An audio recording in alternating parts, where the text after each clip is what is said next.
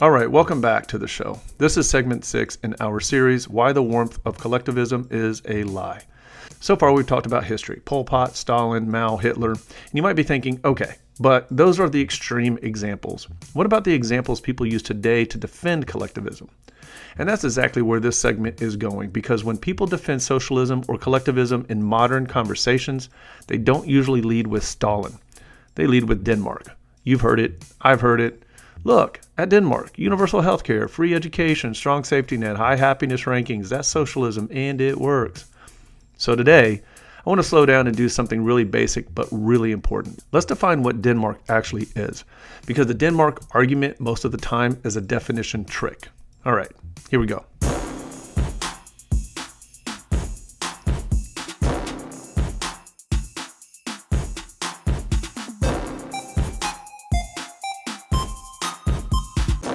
Denmark is the clean example.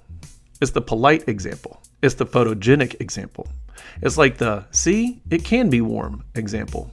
And if you're in an American conversation, the Denmark argument usually goes like this.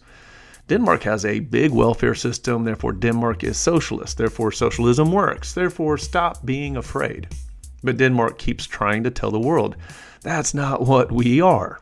And that's where we start. Here's a statement I wish more people would actually hear. Denmark's own national information source says it's a misconception that Denmark's welfare model is based on socialist or communist ideology that assumes a planned economy. And then it says the welfare model is built to support or facilitate the capitalist market economy that Denmark is part of. Let me translate that into normal conversation. Denmark is not a planned economy. Denmark didn't abolish markets. Denmark isn't trying to replace capitalism with state ownership. It's basically a market economy with a big safety net. And those are not the same thing. And Denmark's leaders have said this out loud too. Back in 2015, Denmark's Prime Minister, Lars Løkke Rasmussen, responded to the American habit of calling Denmark socialist. And he said basically, Denmark is far from a socialist planned economy. Denmark is a market economy. So again, this isn't even me interpreting Denmark. This is Denmark saying, please stop labeling us with your American categories. So what is Denmark? Well, here's the simple way to say it. Denmark is welfare capitalism, not socialism. Meaning markets create wealth. Denmark taxes that wealth heavily, and then Denmark uses tax revenue to fund a strong floor, healthcare, education, and other supports. That's a totally different thing than the state owns the means of production or the economy is centrally planned. And I want to say that clearly because this is where the argument gets dishonest. People take one part of Denmark, welfare programs, and then they import a whole ideology label, socialism, without defining it. And then they use that label to argue for a totally different system. So Denmark becomes a rhetorical shortcut. Now here's where the Denmark conversation gets real, because Americans like the benefits, but they often don't import the price tag. Denmark funds a lot of its welfare system through high taxes. For example, Denmark's VAT, which is basically like a sales tax, is 25%.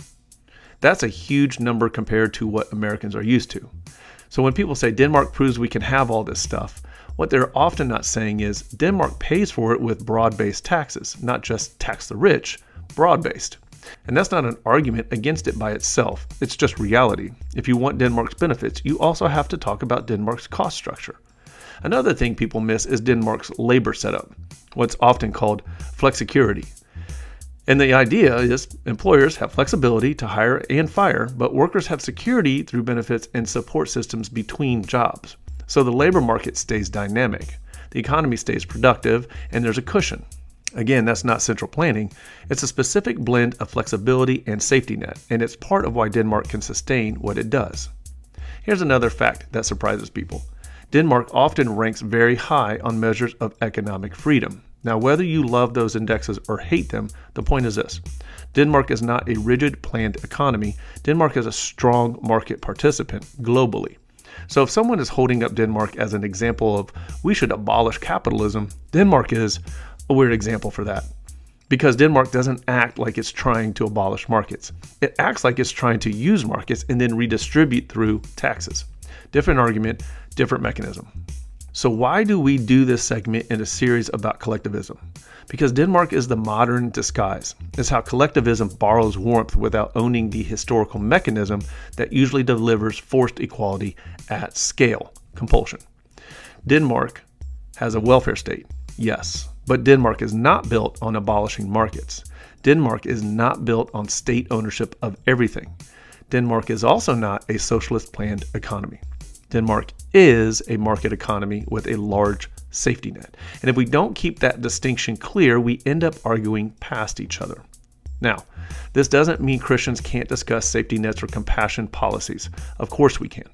The point of this series isn't never help anyone. The point is to challenge the false framing that says, if you care, you must surrender to a collectivist moral vision, and if you ask questions, you're cruel. That's, again, toxic empathy in policy form, and we're not doing that. We keep our hearts warm and still keep our minds sharp. Next segment is really important because it gets personal. If collectivism fails so often in history, and Denmark isn't actually socialism the way people mean it, why is collectivism so appealing? That's segment 7. All right, before we go, we're going to close this out like we have been doing it all the other segments. If this episode helped you, would you do a few quick things? Follow or subscribe wherever you listen. Leave a review. It genuinely helps people find the show, and share this episode with someone who's hearing these ideas and trying to sort it out. We'll have links and resources in the show notes. Thanks for spending time with me here at It Makes Sense. Next time, why collectivism is so appealing. But until then, stay rooted in the Word, stay clear-minded, and we'll see you in the next segment. God bless.